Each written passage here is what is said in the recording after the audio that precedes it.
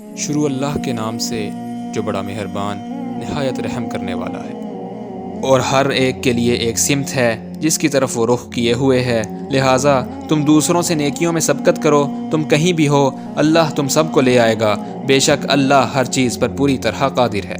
اور آپ جہاں کہیں سے نکلیں تو اب سے اپنے چہرے مسجد الحرام کی طرف پھیر لیجئے، اور یقیناً یہ حکم آپ کے رب کی طرف سے حق ہے، اور اللہ ان کاموں سے بے خبر نہیں جو تم لوگ کرتے ہو۔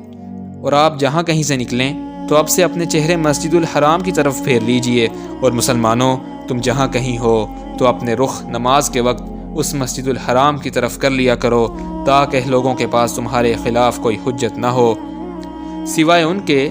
جو ان میں سے ظلم کریں۔ تو مسلمانوں ان سے نہ ڈرو اور مجھ سے ڈرو، اور اس لیے کہ میں تم پر اپنی نعمت کو پورا کر دوں تاکہ تم ہدایت پاؤ۔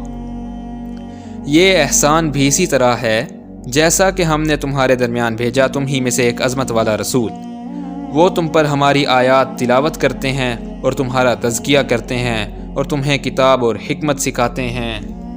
اور تمہیں وہ سکھاتے ہیں جو تم نہیں جانتے تھے۔